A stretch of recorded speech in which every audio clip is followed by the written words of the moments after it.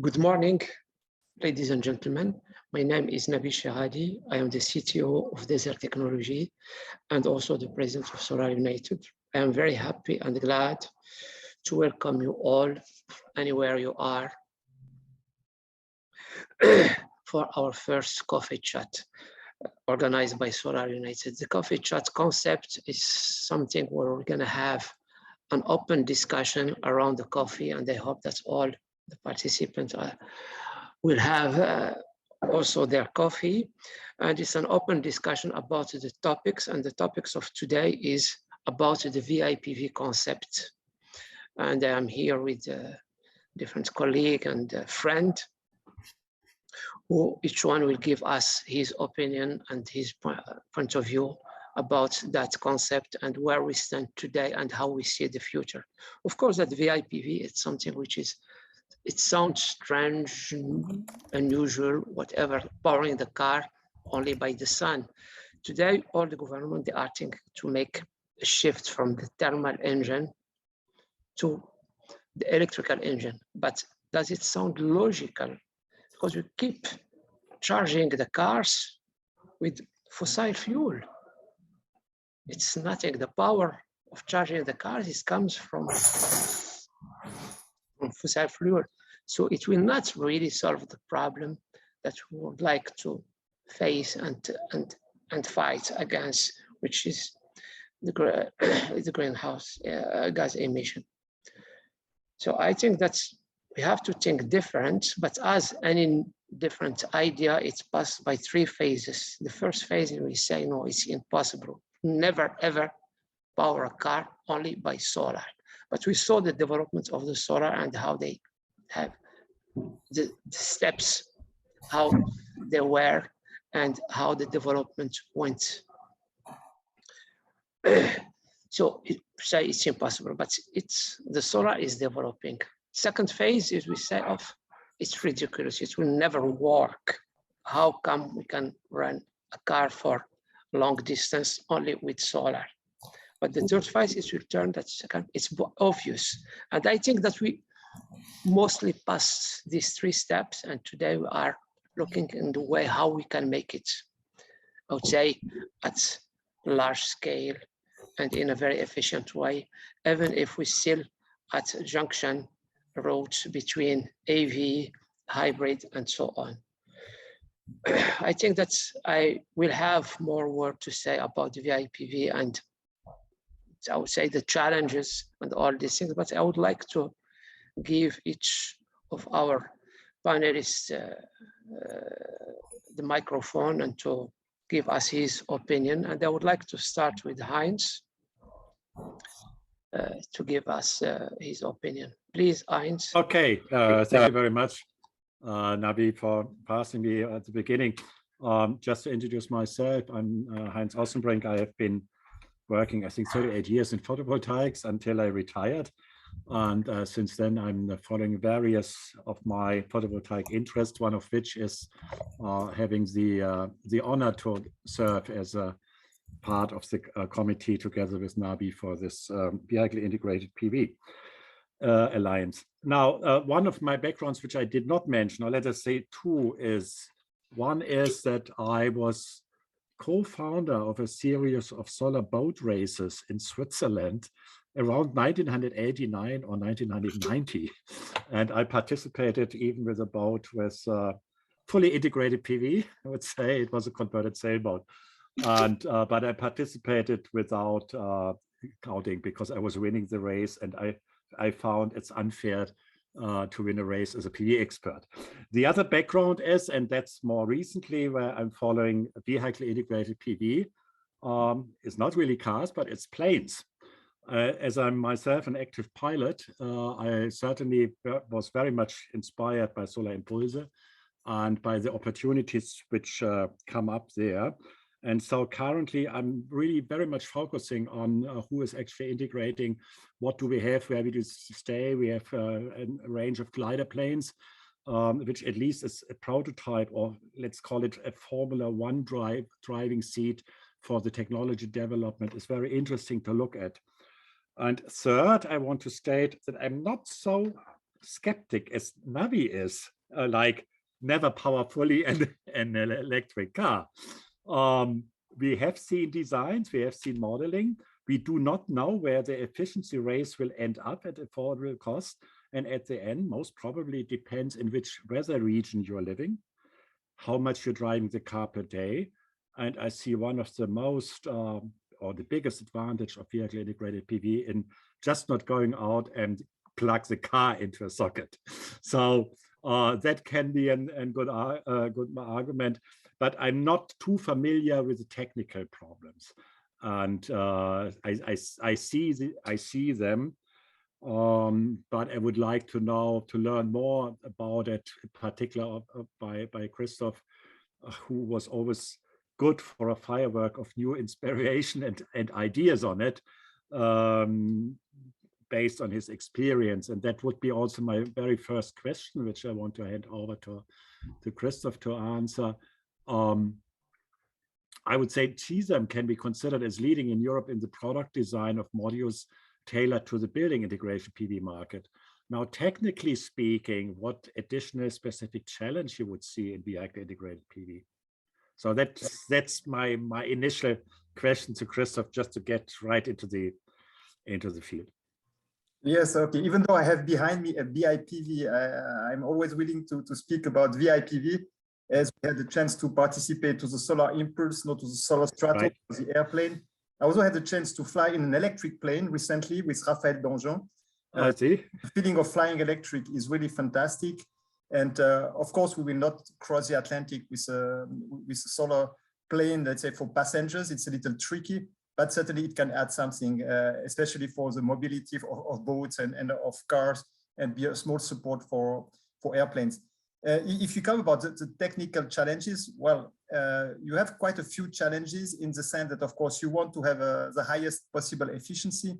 So everything we do to improve the efficiency will be good. And now we think if we target 2030, we will have 23–24% modules, possibly one day more even with perovskite. So as you know, the efficiency are raising. So we could even think of going in the direction of 30%.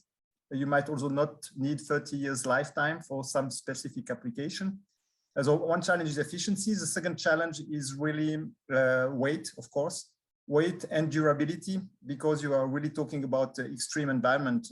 In particular, if vibration, temperature cycling can be quite extreme in some cases. You don't have any airflow except when you're driving a car, for instance, but otherwise you will have overheating effects. The reliability of these elements are really critical. And then the final point, which will be critical if you want that it penetrates this huge market. It says the car market is 66 million per year of new cars. But of course, all cars have different shapes and size. And as we know, when you need to make something in a different shape and size, it always costs a lot of money. It's customized, it's small volumes. This can make it too expensive. On the other side, you can consider, especially for volume production of cars, one model of car can be several 100,000 pieces per year. If you multiply that by a few kilowatt, we're already talking for one type of car of several tens of megawatt and on global market of several gigawatts. So there are opportunities to grow there. But major challenge is really weight, efficiency, cost, and durability with all these special constraints that really depend on the application. For car is kind of extreme. The car industry has a reputation of being very demanding on suppliers, which is maybe not the case of prototype projects as you have on boats or on airplanes. So I think it's already the first elements to keep the discussion. Thank you so much. You were even answering already the second question, which I had, how important is efficiency? But I think that's already clearly answered. Now, you mentioned a little bit the development of the electric car market, and you mentioned some figures on it, how that develops. Would you say you would like to pick up also the experience when it comes to equipping very well designed carports, or let's say direct externally charging of cars? It's not really vehicle integrated, but it's very close. It's a little bit making building integration, but off a little bit away from the building. So, and I'm not sure I got your question. So I think there will be, if you speak of cars, I think it's a different problem than speaking of boat or of trucks. For cars, it needs to make sense. So we don't want to put a solar cell with a gray energy that stays in shadow for most of the time. And there will be a clear competition between, it might be more clever to have almost no solar on your car and to use a carport if people want and need to protect their car from heat or from snow or whatsoever. So again, here there will be a competition, but I have no doubts that whatever way you choose, you can make also it cost effective in terms of pricing per kilowatt hour compared to a fuel price. Okay. Now, Nabih, you shoot the next question. Just to say and to rectify one thing that maybe I was not clear or maybe not well understood, that making the shift from the thermal engine to the electrical engine and keep charging the car with fossil fuel, it's not really the solution. We have to think immediately to the next step. So this is exactly the things that I want to say. Now, one of the things that I was always asking myself, and frankly speaking, I don't know exactly why. We look about high efficiency cell, and whenever it comes to the VIPV, we spoke about high efficiency cell, how we can design the cell, how we can design the body of the car, and where to put the cell. So one question and one point: why we don't think to use, for instance, the very high efficiency over 3540? The 3V, for instance, cell that we use commonly in the space. Why this kind of cells cannot be used for the car? We don't need that much. We are not talking about a rooftop that needs a lot of cell. We're not talking about, and I don't know exactly how this will compromise the situation, because I think it's a point why. I don't know, Christophe, maybe Nabih, the answer is very easy. I mean, like 3.5 solar cell, which are the only one going currently over 30%, cost around 200 euro per watt. So it would be just for a car would be almost, I let you make the calculation, 1 kilowatt would be more than 100,000 euro just for the solar cells. So it solves it. 3.5, it's out of the game unless you're able to forecast light at charging station. So the only option, to be honest, is to go with something that also is affordable in terms of cost. Can be silicon, could be some thin film technologies, but except for Army, which can spend infinite amount of money, we don't see a big prospect for that. So for sure, drones application, you can have a much higher added value. You could afford much more, but still, if you take geostationary drone, as people are trying to design them, these are typically planes that will need around 20 to 30 square meters of wings. And again, if you want to cover that with 3.5, it's going to be an extreme cost. And even Google at some point would think of not using 3.5 solar cells, even though they seem to have quite deep pockets. But I kind of to show really, I know that, for instance, when Solar Impulse was built, they used some power cells, and they didn't consider the 3.5. But when Tesla started, I would say maybe 15 years ago, 16 years ago, they have that sports car, and the cost was over $200,000. And they made their publicity and to introduce the market. And then we know exactly what's happened with the Tesla and where it is today. So this is the concept, because today when we spoke about the VIPV, the VIPV always has this limitation where how many kilometers can we run, what we can do with that. Even the hybrid solution, a lot of people are very skeptical about that. But if we can demonstrate this, and maybe it will be for a certain period of time just to introduce and to attract, because it's always a trade-off, because between the market size and the production. So if the market size gets more and more bigger, we know it's exactly what's happened with the solar. 20 years ago, we know about the watt peak, how much was it? And today it's absolutely ridiculous. So this is just one idea that I want. Maybe Antonio can give us also his opinion about the VIPV in general and how to power this in a very efficient and cost-effective manner, maybe. 2 steps. Thank you, Nabih. Yeah, for sure. I think your comments are really important. I think the demonstration, it's the most important. And we see today that already some electric vehicle include some roof, solar roof, and bring between 2,000 and 3,000 kilometers per year extension for free. So that is already a value we can put into pocket. Then when we see newcomers like the startups, Lightyear and Sono Motors, for there it's a bit different because they really focus on solar mobility. So that means they really improve efficiency and improve also the shape of the car, the design of the car to include more PV with maybe a larger roof, a larger wood, and so on. And that bring like 5 square meters instead of 2 square meters. And for this, also improving efficiency of the module and of the car can bring up to 6,000 kilometers per year. So there we even more, and that we are maybe depending on the how much you drive, but that's already half of the distance you drive.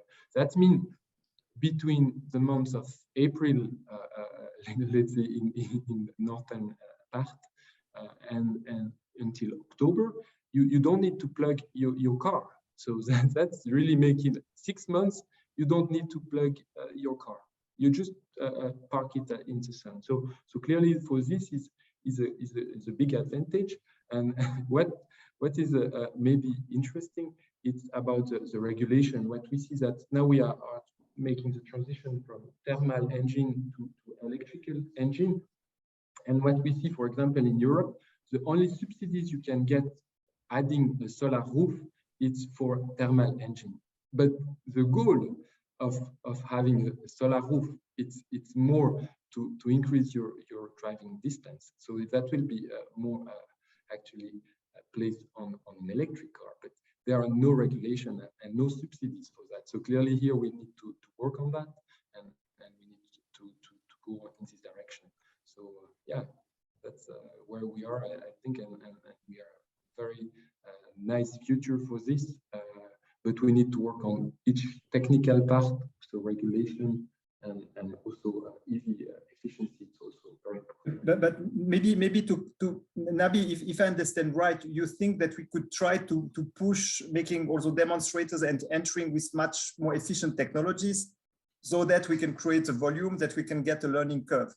And exactly. You're touching, exactly, which is a good point. But you have to see what has happened with the 3.5 base solar cells in the past years. Basically, there have been huge effort by some company to try to lower the cost of 3.5. There is research ongoing, but let's say so far what we have seen is that maybe some companies are more effective at producing, but the material cost, the deposition time of this epitaxial process, and so on, makes that we are still speaking of very, very high cost. And even if you consider 3.5 on silicon, which is fantastic research, you need to make such fixed buffer layers that nobody is able to claim that they will come to low cost. And if it is low cost, maybe it's going to be something in the range of $50 per watt, but not one, you see. And so there is really orders of magnitude missing. And as I said, except for very high value application, we don't think, at least this is our opinion in Neuchâtel, we don't think that it is a nice entrance market for such expensive. I remind you, currently 60,000 per square meter of making 1 square meter of 3.5 modules. And it will not come down to $60 or maybe $100 or even $200 per square meter. But maybe someone in the audience has another opinion that we can make cheap. I don't know, maybe Heinz, his opinion about that. We have already a comment or a question from Pietro Mena. So please maybe switch on your mic and okay. If you want, you also can switch on your camera if it's possible. I don't know if I can. I don't have this this possibility. I can you hear me? Yeah, sure. Absolutely, yes, Pietro. Okay. Nice to hear you. Hello. Yeah, my pleasure. Good afternoon to everybody. I don't see the camera on this screen. I have I don't think I have this possibility to activate, but at any rate, well, thank you for this possibility to join this very interesting coffee chat. Well, I go always to the basic, to the fundamentals, and you know, for me, I try, but it was addressed already by Christophe and by Heinz as well. I think that it's important to stay with the basic that, you know, if we are discussing 100 or 200 kilowatt cars, it is an issue to consider a relevant introduction of the VIPV, and then it is necessary to reconsider the design of the car in terms of power. We can go down, you know, by one order of magnitude without too many problems. You know, the thermal engine, you know, has brought us on the wrong way in terms of power requirement.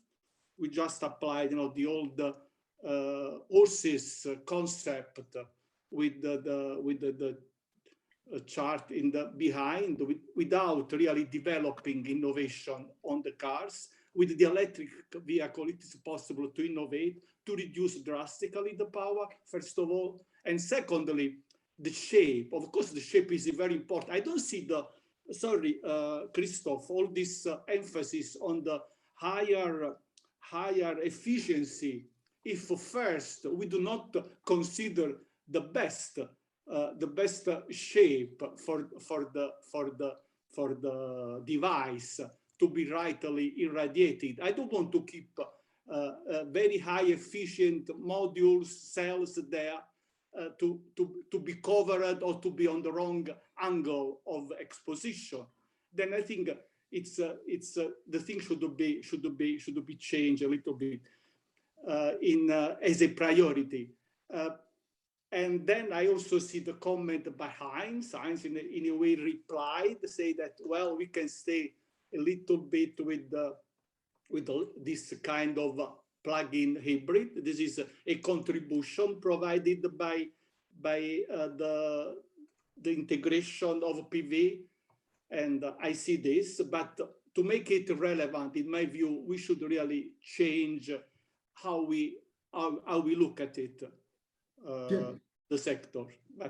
Pietro, I think you are absolutely right. Ideally, a vehicle should be without redesign for solar. And actually, as we were in contact at CSEM, with several cars makers and so on, and you have really two types of customers and possible market entry. On one hand, you have the conservative automotive industry, and they have the feeling they need to do something. And what they want to do is to add some solar to cover some of the air conditioning or whatever appliance in the car. It's going to be a small size. It's going to be something that comes into the manufacturing process. They're not going to change the world, but it's a first step for one part of the market. And then you have some companies which are going to take more risk by really fully redesigning, but it costs a lot of money, to recertify a full car. It's a huge work. And this company have more flexibility to try to design something that makes more sense for adapting to solar. And so then we serve various kind of customers, let's say, depending on the requirement and where they want to enter the market. I find it good, even if people put only 50 or 70 or 100 watt on the car, it's already a first step. It's a first step towards awareness. But of course, in my best dream, there would be globally a drastic shift. First, people should buy less car. In the case of car, let's be clear. And second, it should integrate electric motors and some solar, and ideally a lot of solar. No, yeah, no, that's, I don't know if I still can reply here. Thank you for your kindness, but the point is, Christophe, for me at least, Pietro Mena, I retired from European Commission, then, the point is, I am not really interested, in an expansion of the PV market. If this is for expanding the PV, fine, but it's not my really interest. My interest is to have something good for the society, and expanding PV just to expand, it's not useful by itself. I see what's going on in the buildings. You put a lot of PV on buildings which are extremely inefficient, for instance. This is not a good thing for the society. Even if, I am in the PV since by very young age, but now I think we should consider the overall. And the overall aspect means that we should look at the efficiency really of the thing that we do in terms of the material that we use, that we need, that we go importing and so on. Then each thing should be extremely carefully evaluated before going, because I do not have a PV industry. I am quite let's say free from this point of view. I like PV from the very, very, very beginning, but I don't think that we should just go there because to expand a little bit the PV market in another segment, which is fine for PV. I have nothing against it, but it's not my personal interest, intellectual interest, let's say. So maybe Heinz first raised his hand. Yeah, I was raising my hand just.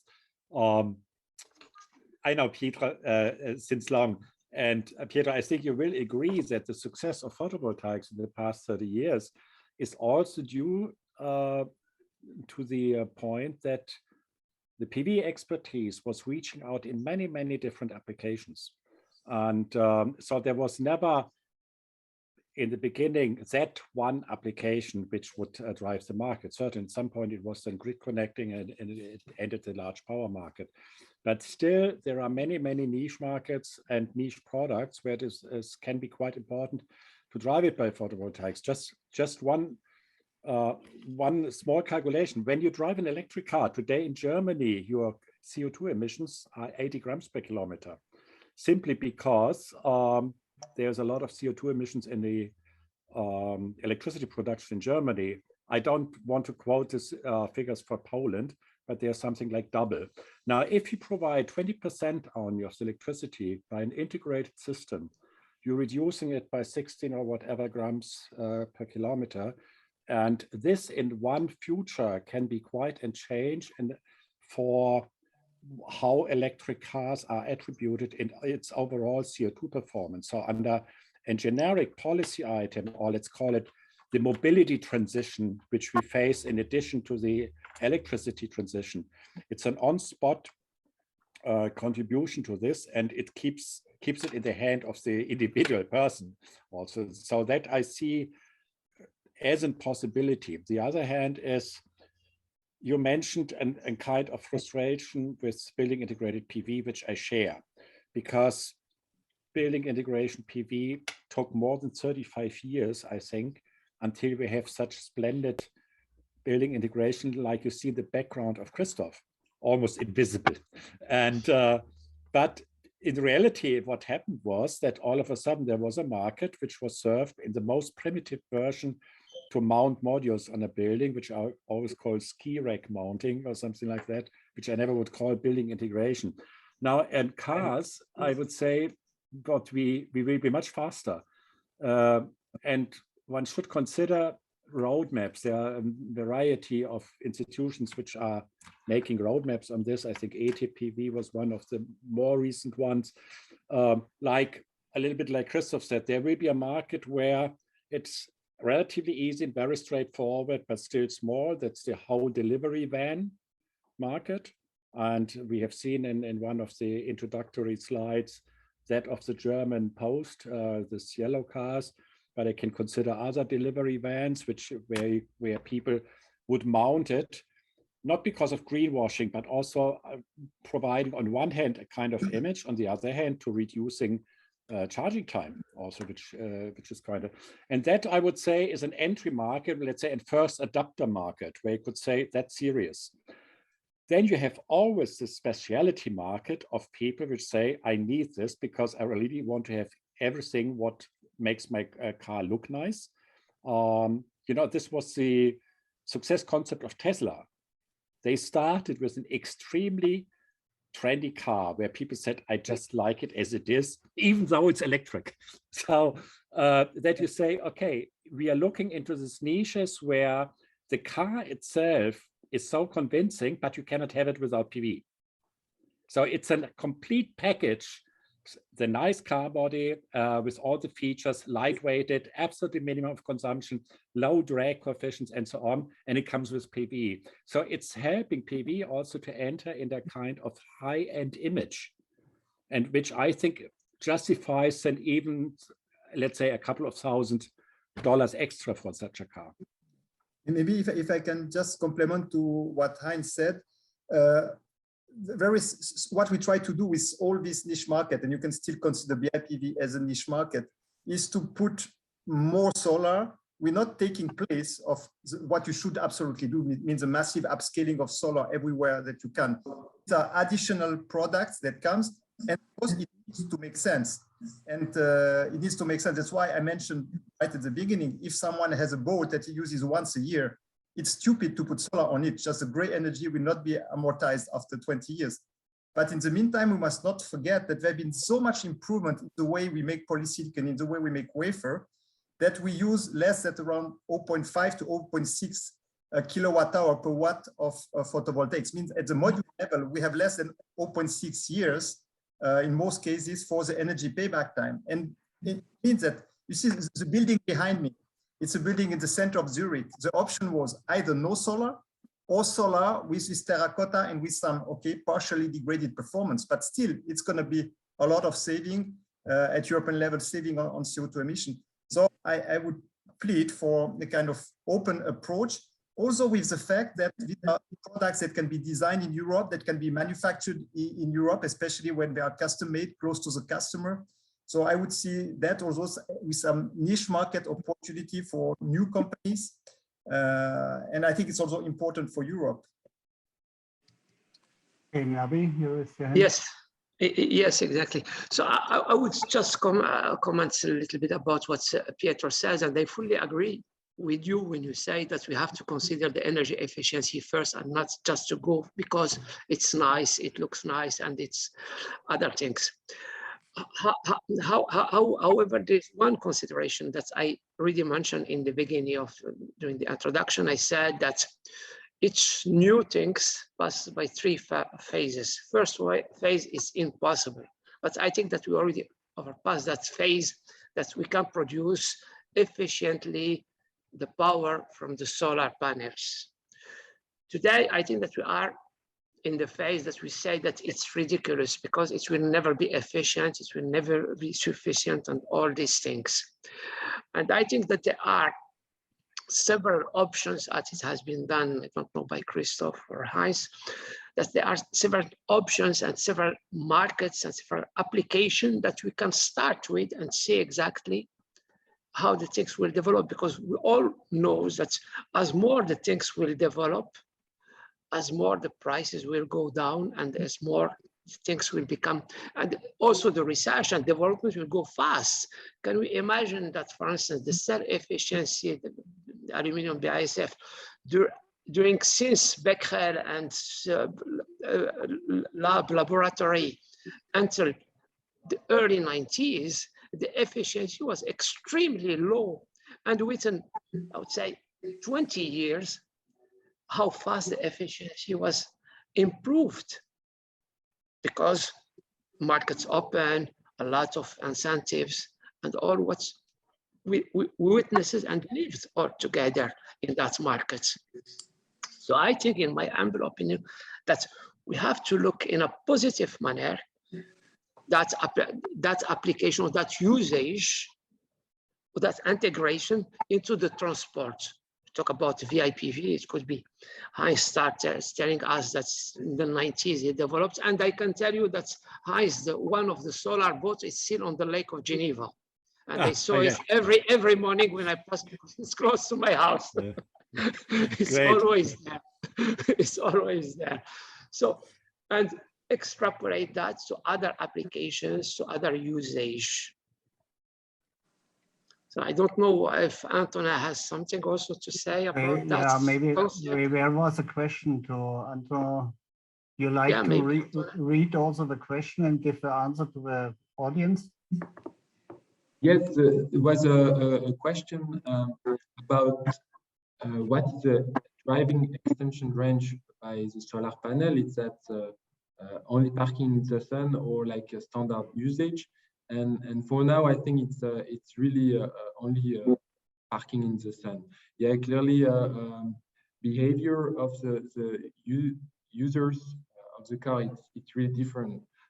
If you have like close parking at home, when you park always there, of course, it's that will be big in driving range extension. So here, I think it's always an optimal way, and clearly as posted in the Q&A, but also in the chat, you have a link to the last report for International Energy Agency about task 17 about mobility, electrical and solar mobility, and there you have some explanation of a different case study of usage, and that is quite interesting.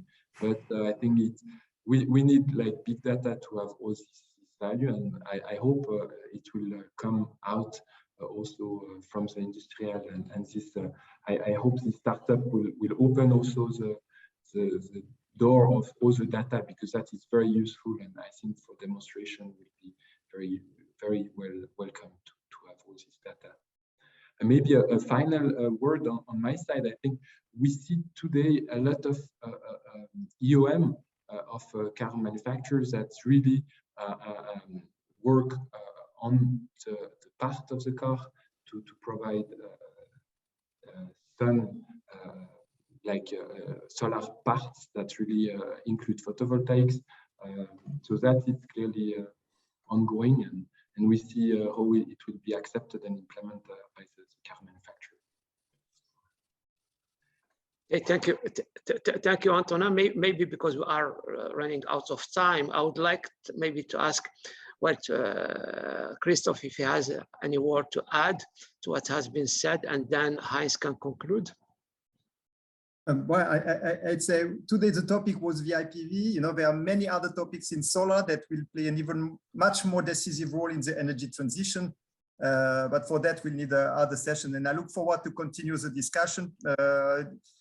Don't hesitate to send emails, and we'll try to see what are the points. Also knowing that we forgot to speak about efficiency, and this is 1.0. Any cars driving on the street, we need between, at constant speed, at 100 kilometers, we need between 10 and 20 kilowatt of power. So solar cannot immediately satisfy the needs. You always need storage. So solar and storage are completely married for this topic.